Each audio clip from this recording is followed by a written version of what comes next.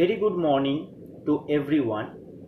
We are already learned about halogenation of benzene, that is chlorination and bromination as well so far.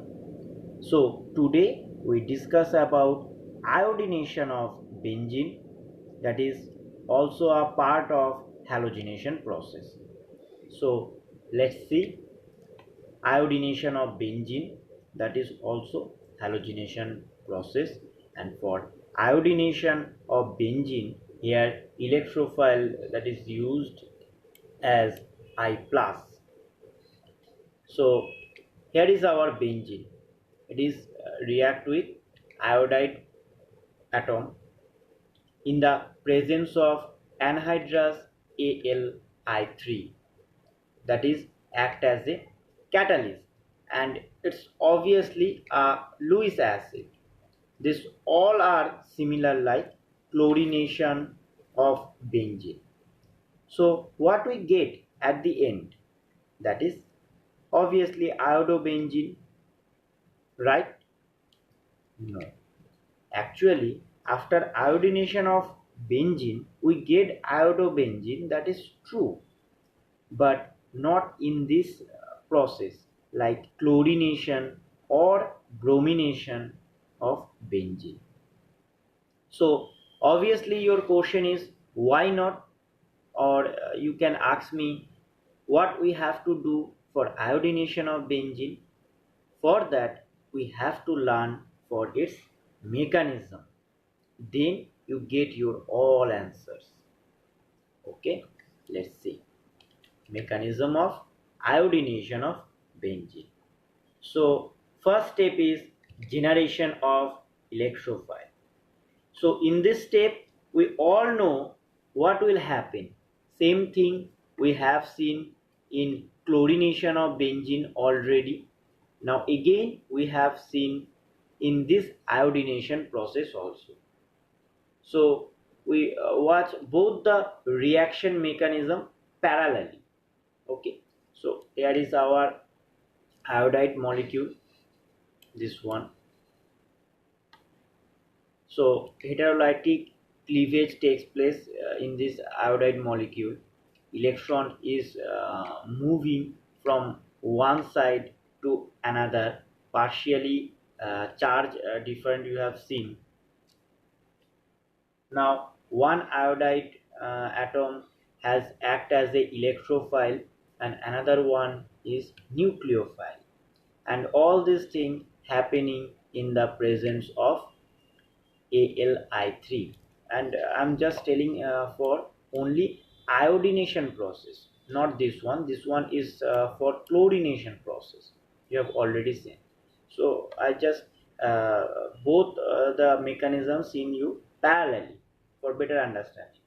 Okay, now this Al(I3) is act as a catalyst and itself is a Lewis acid. So this Lewis acid is capable to capture this nucleophile, means this I minus, it's a nucleophile, and our mission is successfully because we generate our electrophile, that is I plus as well. So this is all about our first step, that is generation of electrophile. Now next, that is step 2, attack of electrophile. So what will happen in this step? This one is also similar with chlorination of benzene.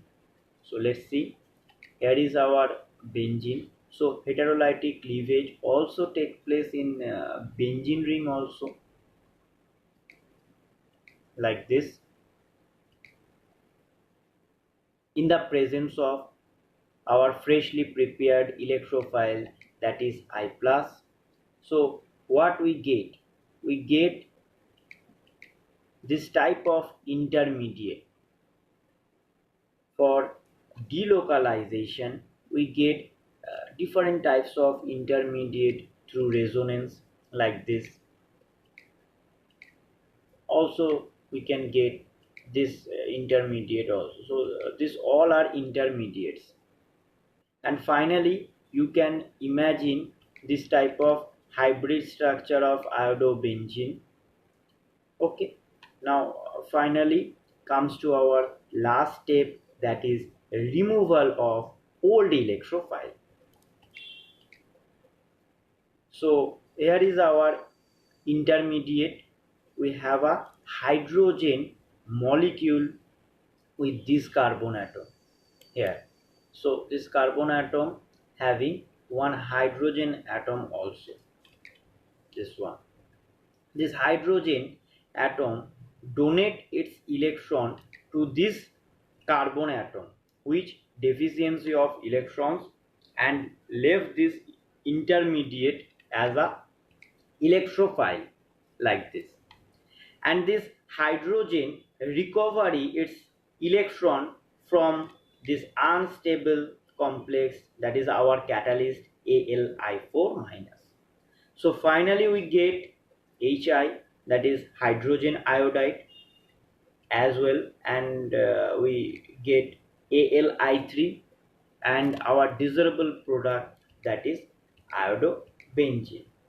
So here Al3 we act as a catalyst, and at the end of the reaction it's remaining same. Okay, so one question is there: if we are getting iodobenzene, means we complete the iodination process, then why I am telling that we don't get the iodobenzene from this process? Actually we get iodobenzene from this process, but this one is not a stable one. So this is our iodobenzene, we get this one, but it's not a stable one. Why? Because this iodobenzene is converted to benzene again by reducing agent. Yes, this iodobenzene is converted to benzene by this reducing agent. So this hydrogen iodide, this hydrogen iodide is a strong reducing agent. Now what we have to do in this process, we get the iodobenzene, it's true, but it's not stay last long. So to overcome this problem, we have to modify our process little bit. So we are using HNO3 instead of Al3. So after that, what will change in the first step, that is generation of electrophile. So here is our iodide molecule. It's go for heterocyclic cleavage, like previously we have seen. One electrophile is generated and one nucleophile also, that is I minus and I plus, in the presence of HNO3. So what we get as byproduct, we get NO2, our nucleophile, that is I plus, and hypoiodized acid, that is HOI, hypoiodized acid. So here HNO3 act as a oxidizing agent. So now this process can continue for step 2 and step 3, and finally we get iodobenzene. And in this process there is no reducing agent will prepare. So by this modification we complete our iodination of benzene. Okay, so hope all of you understood the concept for iodination of benzene. By this we complete all the different halogenation process of benzene. Okay, now in our list we have next topic, that is sulphonation of benzene. It's also go for electrophilic substitution reaction. So here is benzene react with concentrated H2SO4, that is sulfuric acid, and we get benzene, sulfonic acid, and also water molecule.